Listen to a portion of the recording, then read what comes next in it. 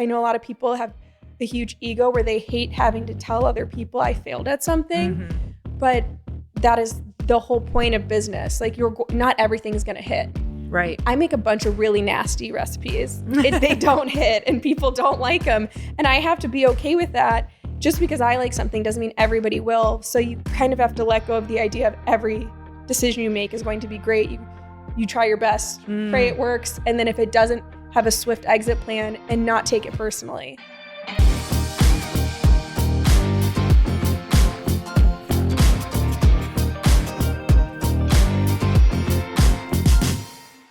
Welcome back to the Earn Your Happy podcast. I have Brooke Graves on the show today. And something really exciting about Brooke is she is the founder of Kaleidoscope Juice, which is my favorite organic smoothie and cold pressed juice bar in Arizona. And when I lived there and whenever I visit, I am always stopping in. Sometimes, you guys, guiltily, but not at all.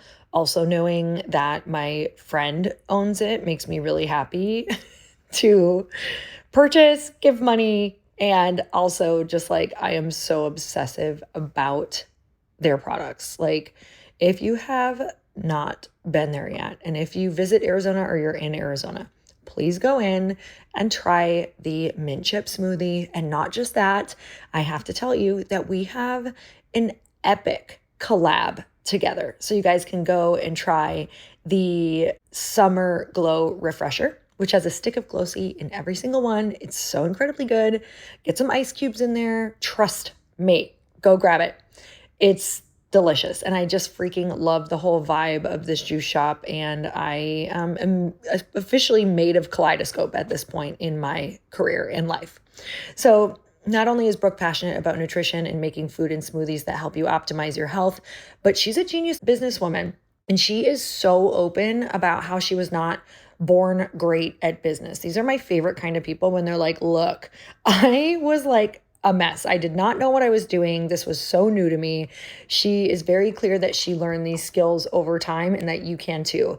So if you're wanting to expand your business and feel motivated to take risks and just learn through trial and error, this episode is so motivating. It motivated me so much and such a reminder that I can look at her and think, oh my gosh, she must, have it all and just have been born super smart in business and all the things. Like, what a blessing. No, that was not the case. This girl literally took the time to learn all of this. So Brooke shares her journey from working as an employee at Kaleidoscope to becoming a partner and then finally buying out her former partner. She pulls back the curtain on what the year-long process looked like to buy the company when she was just 28 years old, from Googling how to write out a business plan to getting a loan and lessons she learned hiring her team. We talk about cash flow, marketing, and the biggest thing to consider when you want to expand your business. And one of my favorite things that Brooke shares on this podcast is she does this journal prompt and she asks herself, how do you feel God is working through you? So how do you feel God is working through you today? I mean, that is such a beautiful question. And the answers that you'll probably get are going to just blow your mind. This episode is such a great example of showing up in your purpose and how your passion as a leader inspires everyone around you. And it's going to impact your customers as well and the people that you serve. And when people say, this food feels like it's made with a little extra love, that's how Kaleidoscope feels. And truly, I feel like that food just like nurtures my body even more because of Brooke's leadership and also how incredible her employees all are. So you guys make sure to go to the show notes to also check out Brooke shares her favorite recipe to reduce inflammation, which is below in the show notes. So you can go to that link to get that. And again, if you're in Arizona or you're visiting, go check out the Glow Sea collab. It is delicious. The recipe is incredible if you want that summer glow all year long. And if you want to try Glow Sea, of course, you guys know you can go to getglowsea.com and use code HAPPY for 25% off. It's a game changer. And are you kidding me? To be able to partner with this incredible woman, she's like such an inspiration and mentor. You guys, let's get into the show. Brooke, welcome to the Earn Your Happy podcast. Thank you so much for coming. Thank you for having me. So you guys, if you are not watching on video, I think the most fun part about this is that we both showed up in the exact same outfit today. Not planned. Not planned. We are twinning so hard in the same black bodysuit with like a little, you know, like little heart-shaped neckline and blue jeans. We literally look like twins. But that just shows we're on the same exact wavelength. So Yes. something else that is just so amazing about you is that you are so thoughtful. You guys, she also brought me a mint chip smoothie from my favorite place, which is why you are here, is you are the owner of Kaleidoscope. And it is one of my favorite places on earth. When I moved to Arizona, I was like, what is this incredible place? This is going to become my daily spot for juices and shakes. Can you tell me what Kaleidoscope is? And then let's talk about how you even got into that. Thank you. And thank you for loving it. We are an organic cold pressed juice bar. Initially, that's what we started as. And we have a few brick and mortars around Arizona. And we make smoothies, bowls, light bites. And it started as, I think, 6 juices, 3 smoothies, 1 bowl. And it's really morphed into a pretty massive smoothie bar menu. And we just have fortunately been able to keep growing since I've first started there. Okay, so first of all, I just want to tell people, they see me posting this mint chip smoothie. Sorry, I said shake. It's not a shake, it's a smoothie, guys. But this mint chip smoothie, what is in my mint chip smoothie, first of all? Because is there crack in it? Yes, a little bit. No, I'm just kidding. We should add that. We make it more addicting. But avocado, almond butter, spirulina. We do peppermint essential oil, cacao nibs, cacao powder, vegan vanilla protein, and a little bit of banana, and our house-made almond milk. It is so good, you guys. I have lived all over, literally, and all over California, and it's my favorite smoothie of all time. When I go to California, I try to have them remake it. It's never the same. I'm always disappointed. Well, thank you. I always I appreciate it. I'm glad it's so good, but thank you so much. No offense to anyone else. But if you expand there, I really want to know because I will help you get there. Thank you. Yes. I'm like, what does that look like? Tell me. Okay, so what I want to get into, because you have such an amazing story, and I think it's going to show people what the journey really looks like to having what you have now, which when people from the outside looking in, you have kaleidoscopes all over Arizona.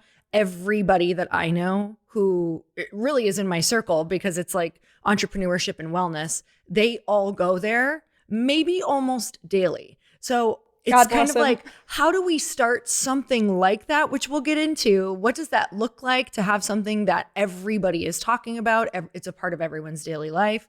So tell me, what, first of all, got you into it? I know that this wasn't your background starting, a juicery. Yes. I actually wanted to be a doctor. So I started, my journey in school was in nutrition. And I know previously I talked on Lindsay's podcast about a kind of a health journey that I had that made me want to go into medicine. So I'll be very brief with that, but autoimmune conditions since I was 3, rheumatoid arthritis, ended up going through a myriad of testing, many drugs. And I was a very, very young case at the University of Minnesota Children's Medical Center.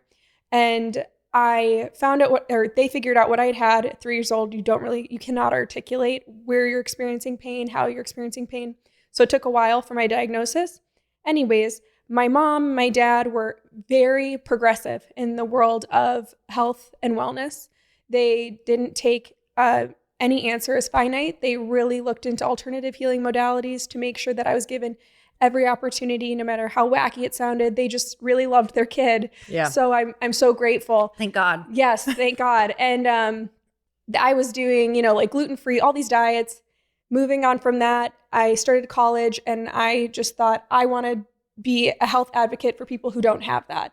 So I wanted to go into medicine. I graduated with a nutrition dietetics degree. Then I went to SCNM naturopathic med school.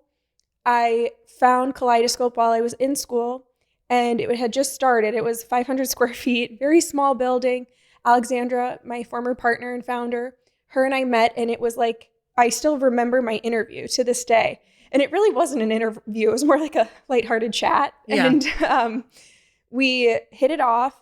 I started working there, and I just was able to integrate everything I was learning in school. I would tell her, I was seeing this thing on inflammation. Can I add it? She was like, sure. I don't care. You can do whatever you amazing. want. She's like, yes, please. This is we the love best it. bonus to my business ever. Yeah, she was like, I'd love to see it. Yeah. So I got a lot of creative control at a very young age. And there were some reins on the business, but it was very kind of like free for all in a sense where I could really trial and error, and a lot of people don't get that in their early 20s. Yeah. So I realized what a blessing I had in that job and what a blessing I had being so close to Alexandra. So we ended up partnering, building the brand. She'd already had a few locations at that point, and then I ended up helping open 3 more as a partner. And then 2020, COVID hit, and she is a mother and wanted to stay home, and we were able to give her that ability, and I bought out her remaining shares. So and we also had a discussion on where the business was and what we wanted to do, and she has always been my biggest cheerleader and advocate. And she was like, you want to make this a very I wanted to make it more nutrition science based, very specific to who we were tailoring our products to, but yet so welcoming and opening that anybody could have them, where they didn't feel like they needed a nutrition degree in order to buy our product. Right. But they felt better after they had them. So she knew and leaned into that and allowed me to kind of take the company in that direction. So it took me a year to do the whole buyout. I was 28 at the time.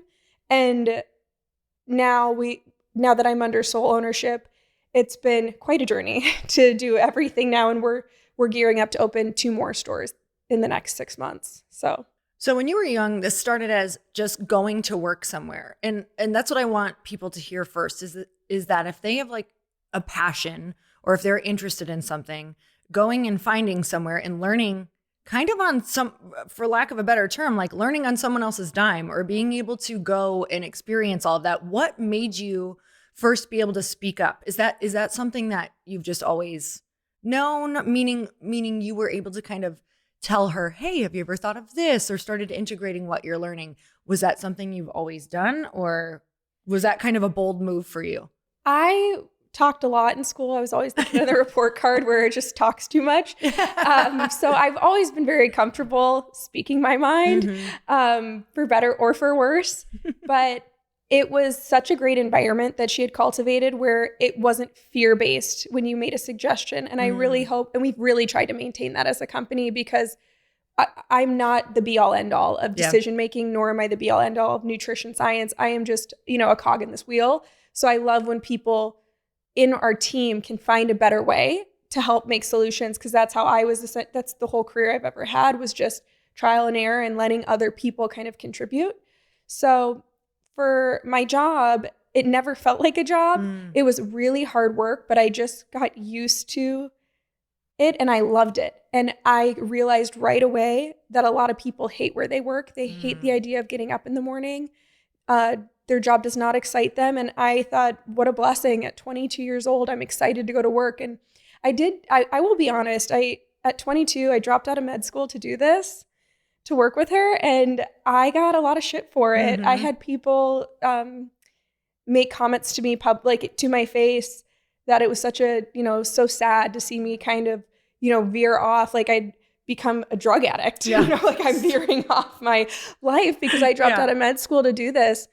And it was a choice that I had made, and I don't regret it, but it was the best decision I'd ever made. However, it wasn't without people telling me basically like how dumb of a decision I had made to my face. Oh God, there's so much good stuff here. So number one, love the cultivating an environment of being open. That's something that, looking back, I don't think Chris and I did super well in the beginning. And now that we've done it, I just notice employee retention. We're all happier, and some of our best ideas come from our people. And so anybody listening, learning how to keep that conversation open and knowing, like, little did she know, an employee she hired is going to gift her this other lifestyle that she wants while carrying on the dream. Like, sometimes the dream we start with is not the dream we end with. Sometimes we share it. Sometimes we give it away, and then a new dream comes. I love that. And then also really focusing on the fact that your path is always going to look different. Like, so many people saying, oh my God, are you an idiot? Like, why are you dropping out of this? But knowing that this was your path, and now look what you have. Have you done like a look at me now post? No, I haven't. You're like, hey, haters. No, it's very interesting because I think the fact that I love what I do and there's so many people who love it is enough satisfaction every night that I go to bed. She doesn't need her post. Okay. Yeah. I just feel I mean, it's very true. There's so many people who have reached out that really love the brand and love the product with like the mint chip that you are so crazy about. I love that. No, and it's just, that's why I did it. And I don't really need a ton of accolade on it just because I think the product speaks for itself. And I always write down, I have a prayer journal that I try to do every morning, and it prompts you, how you feel God basically working through you. And I always say, when people tell me they feel better or I have, a positive impact in their health and well-being, or that to me is how I feel God is working through me for this job. That gave me chills. You guys take that journal prompt and run with it. Okay. So you had to become a different person in this process. You guys heard that she was not a business owner, did not know how to run a business, really came in as an employee. So tell me what that first steps of the journey, what were the first things that you realized that you had to start learning, and who did you have to start becoming in the beginning when you were going to take this over? Like when you first started to learn you were going to take the business over? So it was a pretty abrupt decision. I'm not going to lie to you. I was shocked. I asked her 8,000 times, are you sure? Are you sure about this? Do you actually think I'm the person? Yeah. Are we like positive this is a good idea? And she felt sure. Oh, she was certain. She literally came in, sat me down. I was already the active CEO at the time. Okay. And so she was had kind of exited a little bit in that sense where I was running the company as the CEO, but she was obviously involved.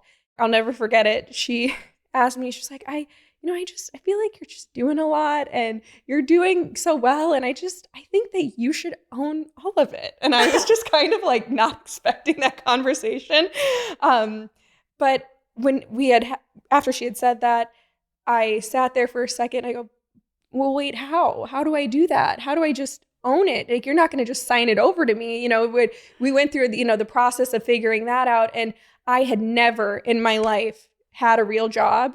I am very blessed and fortunate that the first one worked out pretty good. Yeah, exactly. I've had internships, but, and I worked, in college, but I had to basically find a lawyer. I had to pitch myself to a few banks. I got turned down a few times by people. And that's where I said the whole year process came into me buying it out, just because not many banks were too keen on giving a 28-year-old with zero working history over $1 million for an SBA loan. I was like, you don't trust me? I don't seem like a very viable option.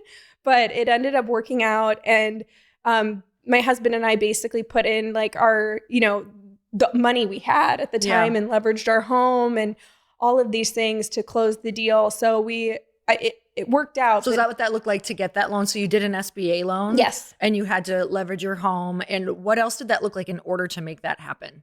The biggest and hardest part, I would say, was my interview process for banks, because I had to come up with, again, like you had asked about becoming more of a business person almost overnight. I had to create a 3 to 5 year business plan for the company. Okay. And you didn't even know what that was or how to do it. I Googled it. Yeah. I was like, what does a business plan look like? Totally. And not many people have hits on juice bars. So there wasn't a ton of business projection plans for juice bars. And we were fortunate where our revenue is doing well in specific locations, but in other locations, it really wasn't. So I was having to figure out, okay, and we had closed down, me saying that we'd closed down 2 locations in COVID. Okay. We used to have full service made to order food at a downtown Phoenix location and a location in Arcadia that was inside a gym. I was the CEO at the time, and I remember we were sitting there and we went through our numbers after we had closed them, and was it worth us bringing food back? This was a big pivotal moment in our business. That's why I bring it up. And we used to make all of the grab and go for all of our stores out of that business as well. So I had to figure out financially, is this worth us supporting that portion of the company? So I went through our financials, basically our numbers on grab and go, our payroll on grab and go, what we were producing, and had to make the difficult decision to cut a massive part of our business overnight. And we are no longer doing this. We're going to outsource it. We now have an amazing catering company, Eat by Stacy Weber, who's a local chef, and she does all the, she's like the head caterer for the Cardinals, a bunch of people in the Valley. But it was a moment where I realized we need to survive.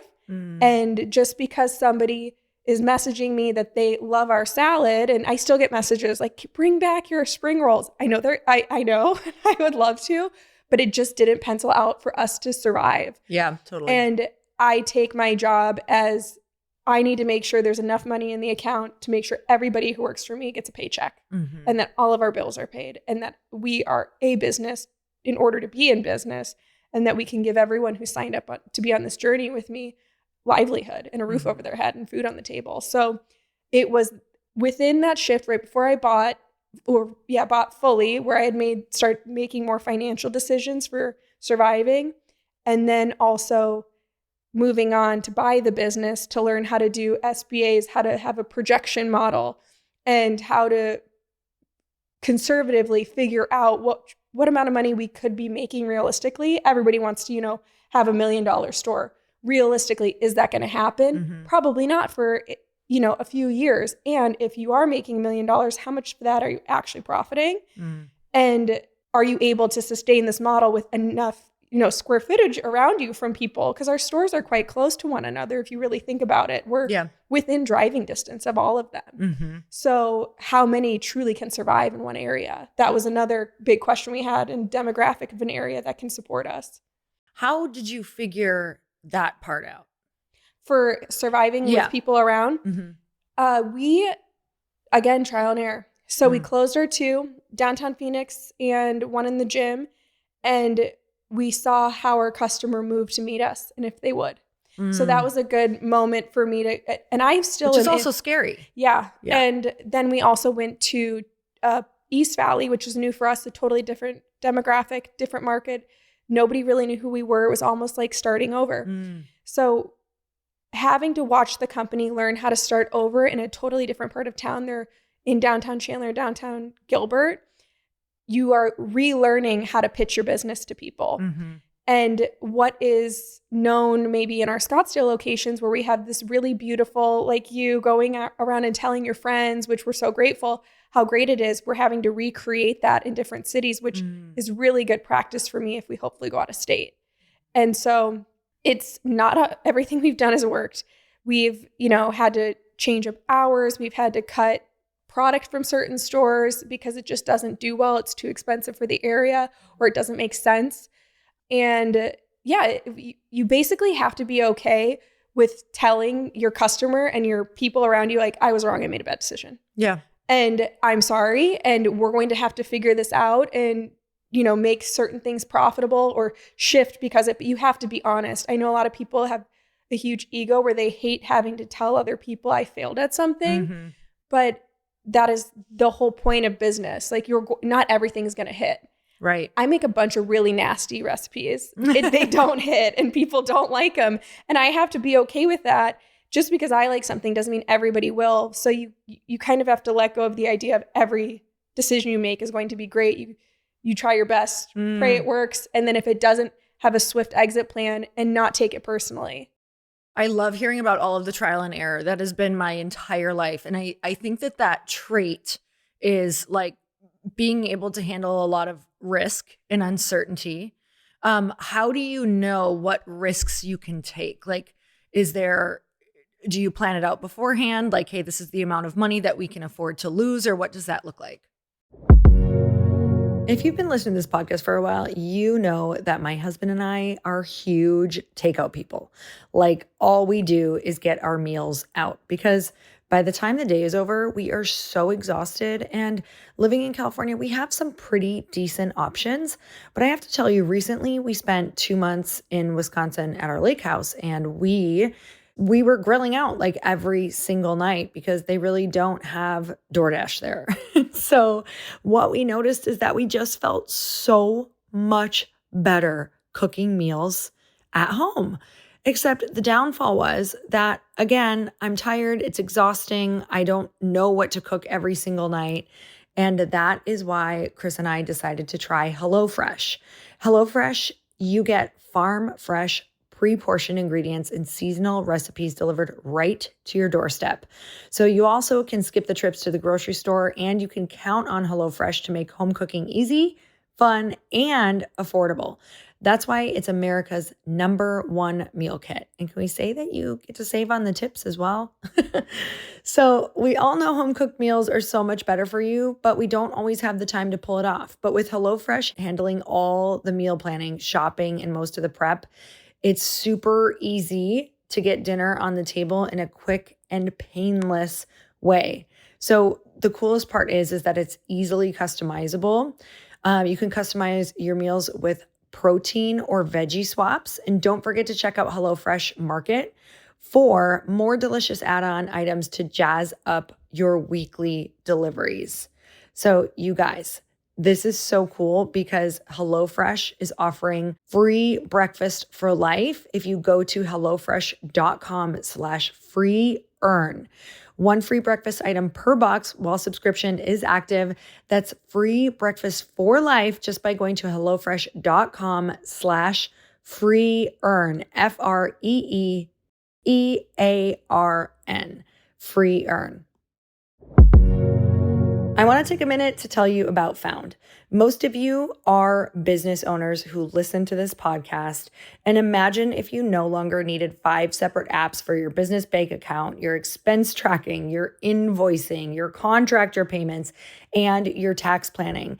And now there's one that does it all, and that is Found. Found is business banking designed for small business owners just like you. I love the automatic expense tracking because I am horrible at saving receipts, especially while I'm traveling, and keeping track of my bank statements. You guys, there are so many awesome testimonials about Found, and Trustpilot says, I've never seen an app for freelancers, contractors, and business owners that has everything they need with such automation. So you can try Found for free at found.com/earn, and you can sign up for Found for free today at found.com/earned. That's FOUND.com/earn. Found is a financial technology company, not a bank. Banking services are provided by Piermont Bank, member FDIC. Found's score features are free. They also offer an optional paid product, Found Plus. You guys, let's get back to the show. I'm so grateful because this episode is brought to you by one of our sponsors, BetterHelp. You guys, these episodes aren't possible without getting incredible sponsors. So I want you to think about a time when you've really wanted to try something new. And I talk about it all the time on this podcast that it's so important to go and try new things, to have things to look forward to every single week. And some of us and some of you don't even know what that would be that would light you up. And therapy is one of those things that can really help you get to reconnect with who you really are and what lights you up again. And I also know that therapy is one of those things that can help you work through the fears around doing the new things that you know would reconnect you back to your soul, back to the fun, and back to the whole reason why you're here. A lot of times, if we're feeling bored or anxious, it's because we're just not living in the way that we came here to live. And we're ignoring and avoiding all of those little nudges that we have to go and do the things that we want. I can tell you that I have pretty much always had a coach or worked with someone who is a therapist to help me to reconnect to myself and figure out why I'm feeling the feelings that I'm feeling. So if you're thinking of starting therapy, give BetterHelp a try. It's entirely online, designed to be convenient, flexible, and suited to your schedule. All you have to do is fill out a brief questionnaire to get matched with a licensed therapist and switch therapists at any time for no additional charge. So rediscover your curiosity with BetterHelp. Visit betterhelp.com/Lori today and get 10% off your first month. That's BetterHelp, HELP.com/Lori. So that's funny because this year was the first year we've ever done marketing in our lives. So we never really marketed as a company. And you're supposed to allocate a certain amount of your business percentage-wise to marketing. Right. Ours was $0. So we were like, okay. And did you know that before this, or had you not kind of? I knew we didn't market. You're just like, we can't do it right now. So yeah, we never could really, we're such a small business and we're so bootstrap and we run so lean. And I'm sure there's a lot of problems with us. I know that. But we just never really had the budget for it, nor did we think our customer, we like to think, really cares about their health and they care about taking care of themselves. Until social media really popped off, because we've been around for almost over 10 years, until social media, which is what it is now, you can really meet your customer on it and try to find and cultivate that through your social media and stuff. It was hard to do with, commercial or print ad or being on TV, running like the local news, because we were extremely niche. Spirulina is not this like super common. It is a little bit more so now, but 6 years ago, it was not this common household item. And to eventually get to market and decide marketing this year, I went through our budget of how much money do we have in the bank? We're very cash flow sensitive because every single day we have to wake up praying people come into our stores because we've already bought the product and we've already staffed the store. So we have everything there and the hopes that people will come. Now, that's scary because something like COVID could happen and completely shut you down overnight and make people afraid to come in and physically close your locations without your ability to do or say anything. And that's what hurt restaurant. People have no idea how hard. I mean, they do. A lot of restaurants didn't survive it. There's a lot of really great restaurants that unfortunately didn't make it through COVID, especially depending on what part of the country you lived in. So we were fortunate that we could stay open, but we had very dialed back operations. And you can tell in our numbers, it's just not that many people were leaving their house. So I'm sorry, I'm getting off topic. But that's great. Keep going. With marketing, finally, we decided to do it this year. I looked at how much cash we had in the bank and I decided who is our customer, which I know everybody likes to say everybody's your customer. Everybody's not your customer. And that's okay. That is totally fine. They might be at one point in their life, or you might bring them to be your customer. You need to be open to everybody being your customer, but you need to accept that not everybody's going to love you. And so don't try to cater to everybody. Yes. So I was very fortunate to get linked up with a few very bizarrely fashion-esque type things that loved our brand. And they were expensive things for me to go do because I was flying to New York to go do these marketing events. But I knew our customer here is very involved in that niche of like wellness and, kind of honestly like a little bit more higher end. So it aligned with this demographic. The company was called Who What Where. And they were so generous, so nice to let us come to their events. They had one in the Hamptons where we did juice for a cocktail bar. And then we also did the juice for a Marie Claire new editor launch. Sounds like a terrible time. It was. I had to take one for the team and go. No, but those didn't. There's a funny story with the New York Fashion Week one. It was very cool, but we lost the juice in transit. No, and I was sitting on the sidewalk in New York, kind of just like crying, being like, I have a contract with Marie Claire, and I have to deliver juice. And the team here, phenomenal. Yeah, remade it. I'm on the phone. I'm deciding, like, do I fly somebody out physically holding this juice and make sure it makes it here? Yeah. Do I spend even more money doing that because of this contract? I'm not going to break a contract with Marie Claire. I don't even think I can afford to break a contract with Marie Claire. So it luckily worked out, but I was sitting waiting for the UPS man on the side of the street in New York with like tears in my eyes, and I saw him coming and I just kind of went up and held him, and I was like, you have no idea how much this means to me. Hold me, you angel. I know, but we almost didn't get the product there. We lost hundreds of dollars. Nobody knows where it is still. It's somewhere in the world. Where's this juice? Yeah. I need to know. Yes, but we luckily made it. But we did. So yeah, that our big marketing year.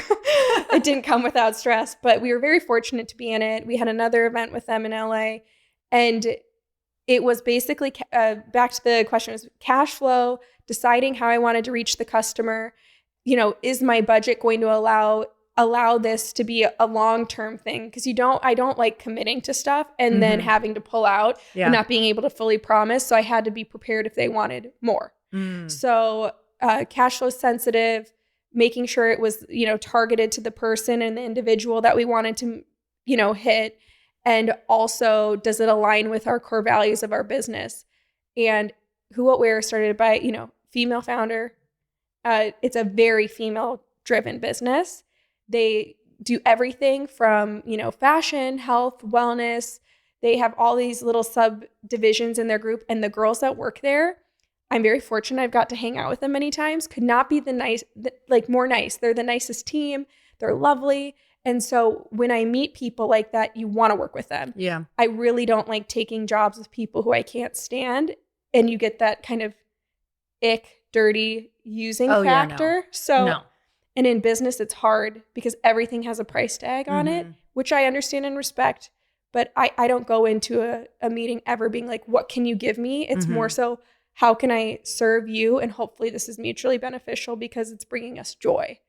I love that. So tell me, when you were thinking about the marketing piece, because sitting listening to you, yes, it's a great opportunity, Marie Claire, going to New York, going to LA, but your locations are only Arizona. So tell everyone how you decided how that was a good decision. And, you may not have seen like a return on it necessarily. Tell me about how you decided what the return was for you guys. And did it give you a return?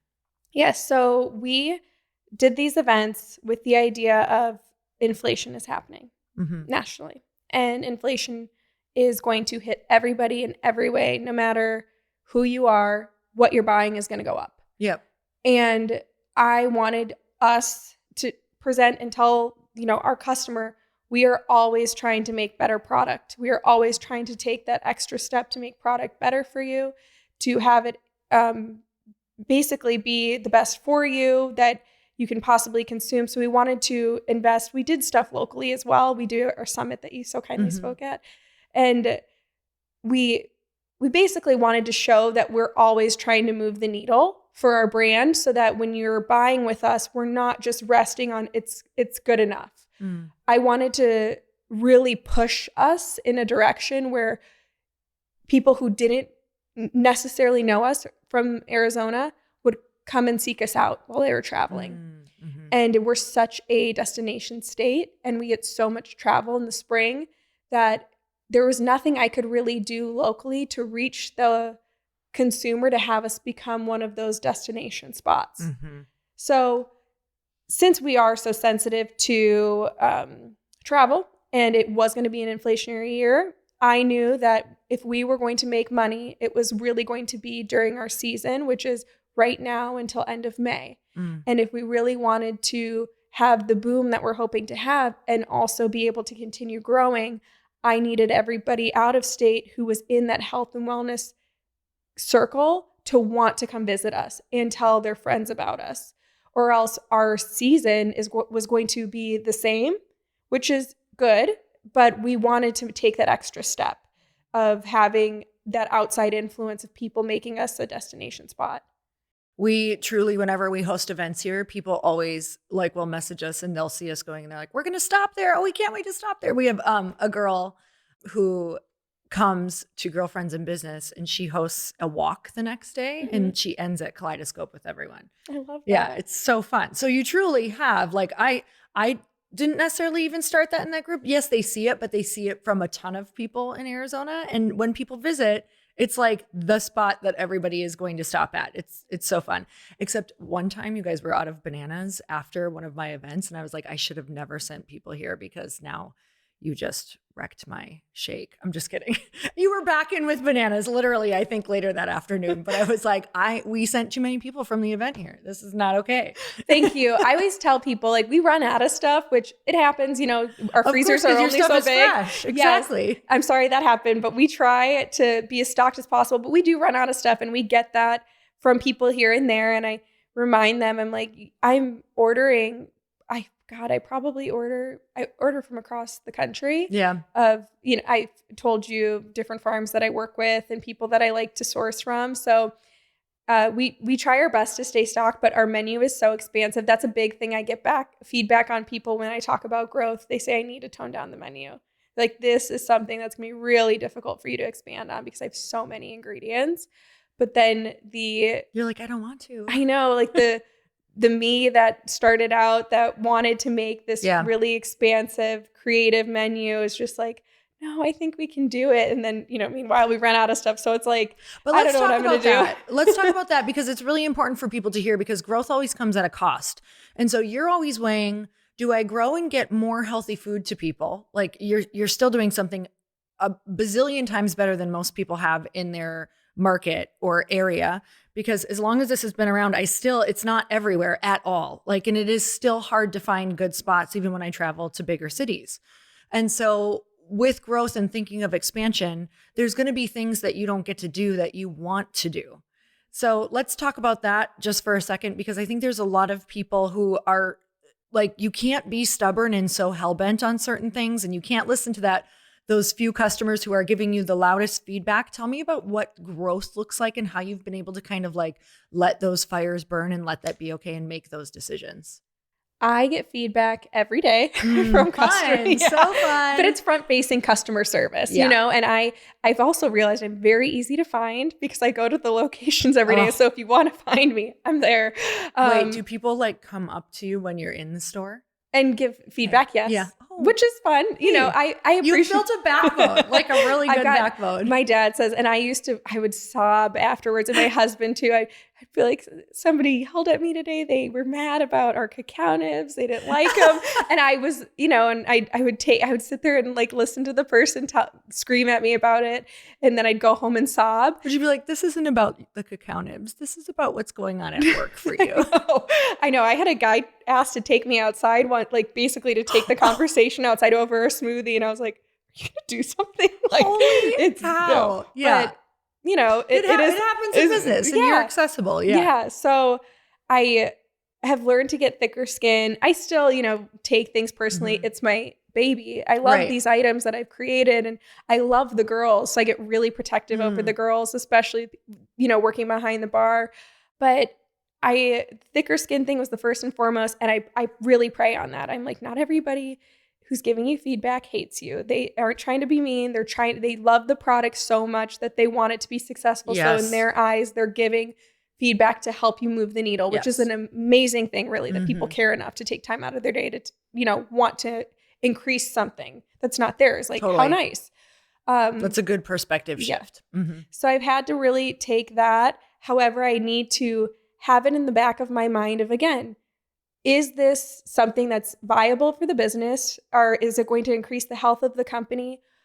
A lot of it too, I have to sit and go, is this good for my mental health? Am I going to take on this idea, and am I going to run myself, and in doing so, my incredible management team, into the ground because I'm listening to somebody else tell me the direction of the company? Because if I'm not passionate about it, how am I going to get this team of people to be passionate about it? Because that probably happens all of the time too, right? Something comes up and you're like, should we do this? Oh my Should gosh. we completely switch gears and go over here? So you have to be so clear. Yes. And we get that a lot, especially with the cafe portion where I said we had closed.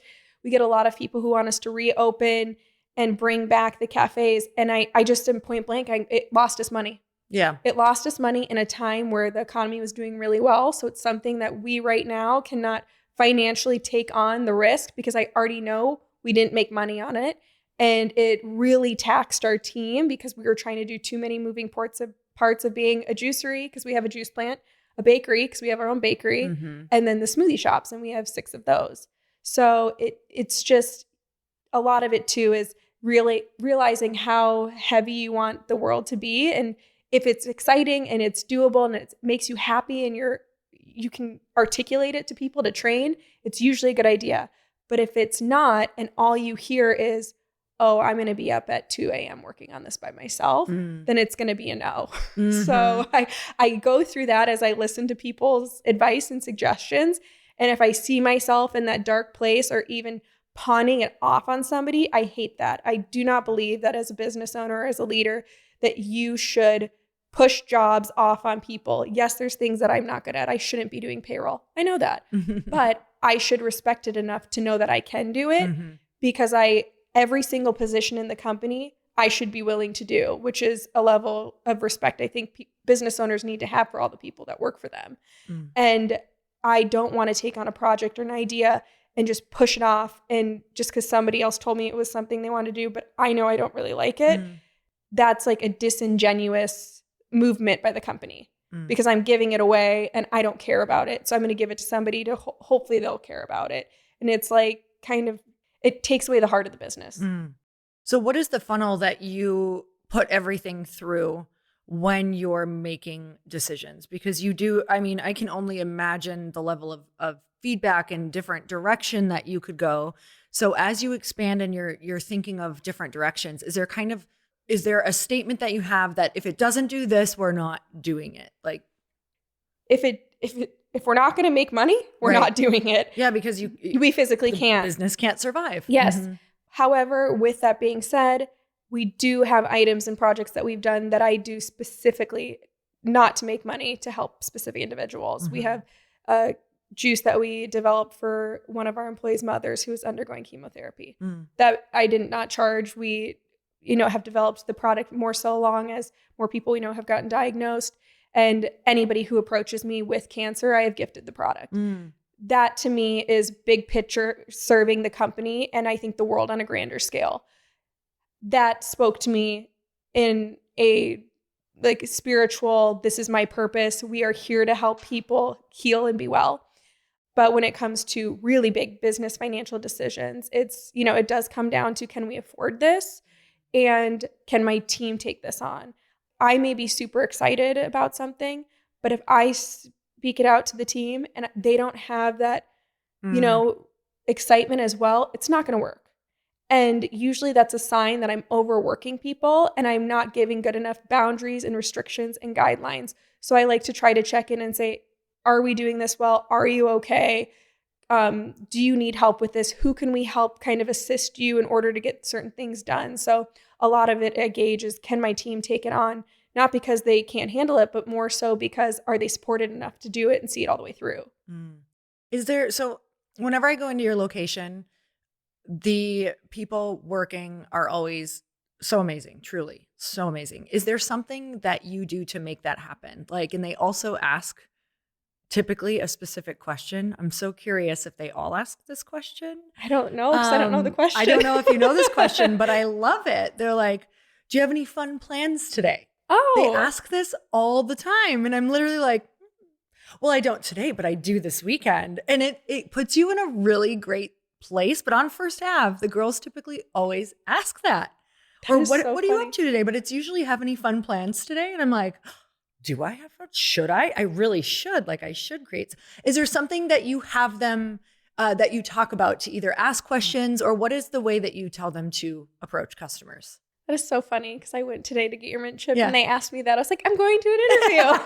So I didn't know that they did that to everyone, which is great. I'm glad because I was all excited to tell them about it. Exactly. Yeah. It puts you in a really good place. No, I love that. They're great. I will say for hiring, our biggest hiring rule is you have to be nice.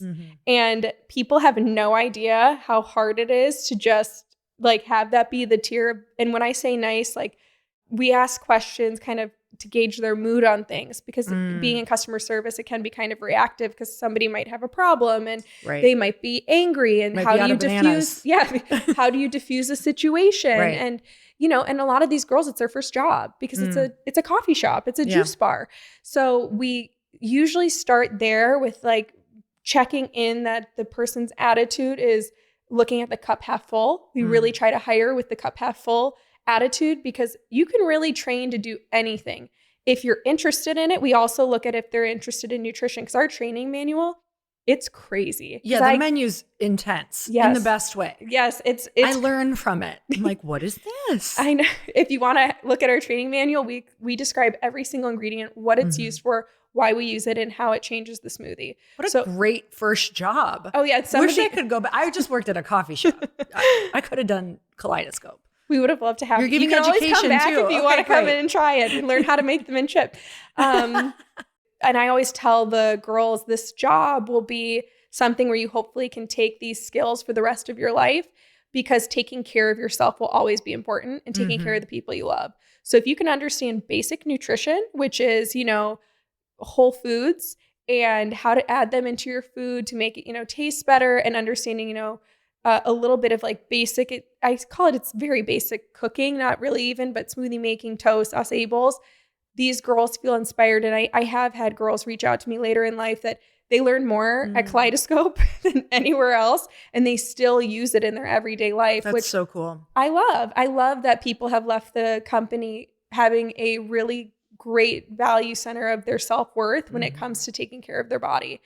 So the hiring process for that really is looking at glass half full type attitude, also caring about nutrition, and or even having the inquisitive mindset of what does this do? Or, oh, I'm interested. How does this help, with fatigue or bloating? And from there, we can really run with it. But the girls at each store, there's a different vibe at each store, which I love. Like you go to Gainey, they're always playing country music. You go to First Ave, it's like house music at 7 a.m. But we created the stores, and I really like to keep the environment that any Kaleidoscope you go to, it's still a Kaleidoscope, but it feels like your local juice bar. So no matter which one you go to, it feels like your specific local one to that area. So it still feels like it's that singular one-off mom and pop. Can you think of a question that you ask during the interview process to figure out the glass half full thing? Is there anything you kind of are like, oh, yep, that's a red flag, or, a question that you kind of run through? So I do more of just like manager interviewing now, or an upper level management. So I usually try to give scenarios and ask people, if you are planning a trip and you have the whole trip planned and you're going wine tasting and it's going to be like the most amazing day and everything's booked, and you wake up and you've spent all the money on it, it's non-refundable. And the weather, you have horrible torrential downpours, super dangerous to go outside. How do you react to that? And you're in a group trip, like, what do you do? And I kind of look at people, because it's an odd thing. And usually if somebody starts with trying to get a refund or like calling, whatever, like all of these things where, yes, of course you want to try and get a refund. But the point of it is to see, how do you make the best out of a crappy situation? Where does their brain go first? Yeah. And can you creatively alter the trajectory of the day in order to go in a direction where it's positive, or do you kind of stall and you just accept that something is bad and that it stinks and the trip's ruined? Yeah. Because that's customer service. It's never going to go according to plan. It's human beings making stuff. You're dealing with other human beings who you have no idea if they're going to come in for one acai bowl or 40. So how are you going to handle when you get thrown that? Are you going to lock up and be, this is the worst day ever? Or how do we navigate this and make it the best day ever? Assume no one does personal development and no one's had therapy. Yeah. Well, yeah, a lot of people haven't. Exactly. You're like, and it shows. And if their smoothie order is wrong or right, that would be the most fun, like social, like experiment we could ever do. Like, okay, just make the smoothie wrong on purpose and let's see how they react. Oh gosh, there's some people I'd be really afraid to have that happen to. So, like, don't get this smooth. I worked in a coffee shop for years, and I just remember, like, I'll make their coffee. I don't feel like dealing with this today. It's like, don't touch it. Literally. Yeah. You just are like, I'll handle it. It's fine. Because you work in the thing, this is why this is so next level, what you're even talking about with customer service and relationships and what you have to deal with in your specific world of business, is because this is a moment that people look forward to all day. And to be able, like, it's their coffee moment and it's their like smoothie moment or their lunch break or whatever that looks like. And they have high expectations around this moment of, it's got to be right. This is my only like joy for the day for a lot of people. So knowing that too, it kind of makes you relax and go, okay, yes, we could have some very spazzy people, but this is the highlight of their day. So it's that perspective shift. But I love that question so much, because immediately I'm almost I'm kind of known for almost being like over positive. Like I can go to the positive too fast. So right when you said, if it's raining, if it's all that, I was like, oh, well, right away I would just figure out what to do or what could be fun in the rain, but that's a great thing, because a lot of people don't. It's such a good question, because I'm sure a lot of people do the refund thing. Yeah. Or just really focus on what was missed and not what would be gained. Yeah. My husband is a very glass half full, very positive person. And so he has taught me how to really act that way. And it's been such a blessing in my life. And I used to be, kind of like, oh my God, the opposite. Yeah. And I needed to have that mindset shift in order for me to do my job and to even help other people do this job. You really can't be in leadership and be negative. Wait, so you're telling me it can be learned, everyone? Yes. It can be learned. You can change. Yeah. So. Well, what's so cool about that is you've shared a couple things that you're like, I've learned to not be so outwardly passionate about how I feel about things in health, because you are such a passionate person. And I do think there are people out in the world, like my brother-in-law works with us, and he is his brain immediately goes to what could go wrong and how could this be a bad thing. And so me being overly positive in the beginning, it was hard for me to work with him, but he's a Virgo and he's supposed to be that way. And we need somebody to be able to know what could go wrong and how things could be bad or what could show up. And it's like, for us now, it's been learning of how can we both have these very important personality traits in the business, but how can they coexist? So for you, what's been something that you had to kind of like know that side of you was important, that you're very passionate, but how have you learned to integrate it into the world where people don't take that passion well sometimes? Like, it can be a lot. Yeah. My husband always says, just because you know that something is good for people and does something doesn't mean when we're sitting down to dinner, they really want to hear it. And I'm like, noted. But I've really worked on, and you and I have talked about this, I think privately before, that nutrition, especially what I'm passionate about, is a really sensitive topic. And nobody knows everything. And you have no idea what somebody else is going through, whether it comes to their health physically or their mental health, supplements they're on, medications. I've gotten really a lot better, especially if people ask me off the cuff questions on what supplement should I take, or should I be using this? Dialing back what I'm saying, because I don't know if I'm talking to an individual who's teetering on anorexia, teetering on bulimia, or has just recovered and is trying to find different avenues to be healthy. And you kind of don't want to be that stalling point because you think you know everything. And you think, oh, I just love nutrition. It's coming from a good place. Yes, that's great. But kind of beware of how much you preach nutrition when it comes to, demonizing certain foods or demonizing certain items. And then to that individual who you don't know if that's the only item they're eating at the time. So I have learned to dial it back more so, know who I'm talking to, not just give generic recommendations because not everybody's the same. And also being more mindful of if people are actually open and wanting to talk about it. Because sometimes people just like to vent and they just want to talk, and myself included, and they aren't really looking for that feedback for somebody to pick apart, especially their diet, which I would try to never do. And nutrition is just so personal. So I think being in school for as long as I have, it was really eye-opening. There's a girl in my program right now who is high up at a eating disorder clinic, and her insight for her job and what she's dealt with, and it's been really kind of shocking to me, because I don't see patients every day. I just see, the customers, which is only 10, 15 minutes at a time. That's not enough time to really get to know somebody's personal history. And I've watched her stories and how these patients have developed their eating disorders and developed their kind of horrible teetering relationship with food. And it was, a lot of times because somebody else infiltrated their ears and told them, this is bad, you shouldn't do this. And yes, we all kind of need to have that self-worth and, ability to say no and yes to things. But if you're getting bombarded and everyone, by it, which it's tough, social media, it's this bombardment of, you eat this, don't eat this, take this supplement, don't take this supplement. You just have to be really mindful that you're not spreading a message that's going to hit somebody's ears and it's going to be that tipping point for them. So for my passion, I love to talk about it. I'm happy to talk about it, but I try to be aware of who I'm talking to and if people are open to that idea. And there's individuals that I genuinely can tell are really struggling with an eating disorder, and I lock in my opinion. Now that I've done this in my career a little bit more academically, I've really learned to, kind of just go, I see, what's happening here. And I try to be open to listening, but I lock in my opinion on X, Y, and Z because this is an individual that doesn't really need to hear that. Mm-hmm. I mean, this is the same exact thing that's in business.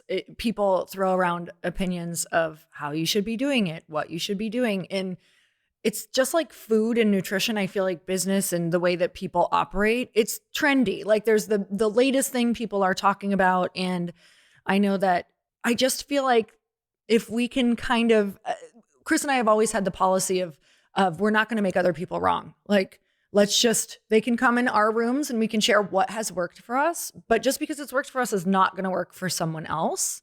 And being really open to all of the ideas, because you don't know how someone else works. Someone else has a completely opposite personality. And like you said, in nutrition, it's just what could be working for one person and is like actually changing the trajectory of getting them on a good path. And you tell them that the modality that they're using to get on a good path is not right, then it can totally throw you off. I remember even in business, there was this whole conversation about like the 5 a.m. club. Like you won't be successful if you don't wake up at 5 a.m. And then it turned to 4 a.m. And I was like, I'm such a loser because I need my sleep. And I'm like, but I'm up at 7:30 or 7. I'm so lazy. And it really got in my head. So I tried the 5 a.m. thing and I was a wreck for like 6 months. Yeah. So it's all of these things that you just can't take for gospel. It was probably a great book that was a bestseller because it was a new concept to people, but it failed people, you know? Yes. And business, there's always, stuff gets trendy and gets huge traction behind it. But I do believe that implementing, healthy little tools. So maybe,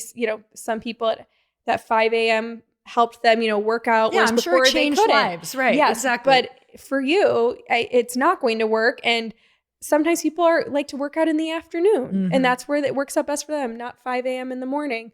I don't think there's a perfect way to run a business, nor do I think there's a perfect way to be in order to run a business. Every business is so different and so unique. What I do and the times I have to be up, it's because I have to prep food. And it's, it's not going to be the same for a computer programmer. So it's Right. just, it's bizarre to me that we've had this cult-like mindset where every business needs to follow a certain, rule of thought and every person, needs to follow a certain diet in order to be the healthiest person. There's a reason for randomized control trials because, like fasting, which we had talked about at the summit, a lot of fasting studies are for men. They're not for women. And we were trying to push the idea of fasting on everybody following a certain way where we're just not all built the same and we're not all going to perform the same on the same diet with the same regimen. We can all do things that help us, which is, exercising, eating whole fruits and vegetables, having quality protein in your diet, drinking enough water. But if you even take those simple things, which should seem like black and white, there will be somebody who will pick apart each part of it because they have the right way that's going to be trendy for a few years. And then it'll get picked apart again and it'll be another way. And so I try really hard not to listen to the noise of trends and just do what works for me. And then if like you said, try not to prove other people wrong, just do what works for you. But with Kaleidoscope, like I make products that some I don't even like, but other people do. It's not always about me. It's about the collective. You need to have enough where I said in the beginning, it's you make product you're proud of and you like and you enjoy, but it has to be welcoming for everybody. And you have to give everybody kind of that foot into the door that, this is an accessible item. Yeah. The product that people start with, it's just that. It's a great start. And then putting it out in the world, getting the feedback, not taking it personal, really learning from the majority of the feedback. And that's what's so cool about your journey is I had no idea Kaleidoscope had started that way or what it looked like. And I'm so excited to see what ends up happening. So tell me, what is the vision for the future? We are going to try to open 2 locations in the next 6 months, which is crazy. That's a big undertaking. Yeah, we're a little nervous, but very, very excited. There are 2 markets, one we used to be in and that we're excited to go back to, and another one a little bit north of North Scottsdale area. And then I'm hoping by the end of this year, I have done enough internally with the business. We're getting really sound on our operations this year. It's the year of like getting our shit together and growing. And people listening to this would probably be like, wait, they're getting their shit together. That's how you always feel, you guys. Okay, keep going. Yeah, we really need to get our shit together. We're finally going to do it. This is the year. But we're going to hopefully take on investors in the next year or so. So I really want to have a sound business model. And show what our company can do and where we can go. But we get offered, investors all the time, which is so kind that having somebody want to invest in your business, as you know, with your business is a huge compliment. Yeah. It is the biggest compliment. You're not only saying I believe in your product, but I believe in you as a leader, which could not be nicer. Mm-hmm. I want to make sure that the people who invest have a return and then also can be really proud long-term that we have a goal together. Mm-hmm. So I'm really working on that for us internally. And so we can eventually go out of state, which we're hoping to do in the next few years. And we also want to grow the company more so from the wellness standpoint. We're doing the summits, but we'll add in more wellness components for the company for people who don't live in Arizona. Mm-hmm. All I'm thinking is Newport Beach. I have so many friends. We'll make it so popular. Okay. Thank you. That's the goal. My husband will hear this and be like, yes, he's from Southern California. So he asks me every day, he's like, how about we go there? I'm like, I will be on the marketing team. What does this look like? This is going to be amazing. Okay. Mint chip every day of my life and upload. Okay, let's do it. I'm so grateful for you. This has been so much fun. I could literally sit for 4 more hours and get a business education. And something that has made me feel so empowered talking to you is I know that this was not your normal conversation. And this was not something that you knew, and you were able to sit so eloquently and answer and be so clear on your mission and your vision and how to do all of the things. And so for anybody listening, you had the same experience I did of hearing Brooke. But to know that this is something that can all be learned, and it's learned over time. And thank you so much for sharing just all of the trial and error that happens on a weekly basis, because that is business. And I don't think people share just how much it's always questioning and always trying new things. So I'm so grateful for you. All right. So if you guys live in the Arizona area, or if you're visiting, tell us where some of your locations are. We would love to have you. We're in Old Town Scottsdale. We're inside the Optima apartment complex off Camelback. We're in Gainey Village, which is a little bit north Scottsdale. We're in downtown Gilbert, downtown Chandler, and we are also in off 16th and the 51, so about Phoenix area. Mm-hmm. And we would love to have you if you are in town or visiting. Yes, I'm forcing you guys to go. The mint chip is my absolute favorite. Chris loves the scooter monkey and the mint chip, but I'll eat the same thing for 5 years in a row. So I will be there. You'll probably see me there. It's truly like my hangout. Also, we withheld something, guys. She did not give some of her favorite tips away, one of her favorite recipes for inflammation that is so simple. She just told it to me and I'm going to start doing it. It's so easy.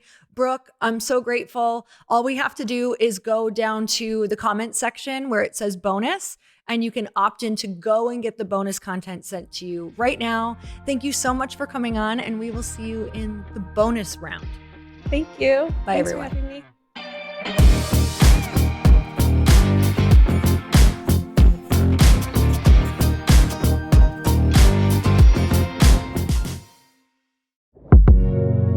Okay, so you guys know that I am a podcast junkie. It's how I changed my life in the beginning, especially when you don't have cash. So how would you like to learn from the #1 sales funnel expert on the planet? Now you have a chance to. Without his usual $25,000 price tag included. You guys, meet Russell Brunson. He's the New York Times bestselling author of 3 books and a serial entrepreneur in a class of his own. Russell's in the trenches every single day, creating multi-million-dollar offers, running a 9-figure company, and growing a mass movement of entrepreneurs who are changing the world. As the co-founder of the 9-figure funnel building software behemoth, ClickFunnels, I'm sure you heard of it, he gets a behind-the-scenes look at over 150,000 entrepreneurs' sales funnels to see what's getting people to whip out their wallets across every market you could imagine in real time. And on his podcast, Marketing Secrets, he not only shares the tactics, strategies, and formulas he's using to grow multiple 7-figure plus companies, he also sits face to face with other high-level entrepreneurs ready to spill their secrets of success too. All so you can profit from their insider tips on driving traffic, boosting conversions, and telling your story in a way that changes the world while building you a massive business. So what are you waiting for? Stop what you're doing right now. Go subscribe to the Marketing Secrets Show. Trust me, Russell's energy, expertise, battle-tested strategies, and world-class guests will keep you coming back week after week. Get ready to transform your marketing game and unlock the secrets to building a wildly successful online business. Subscribe to Marketing Secrets now.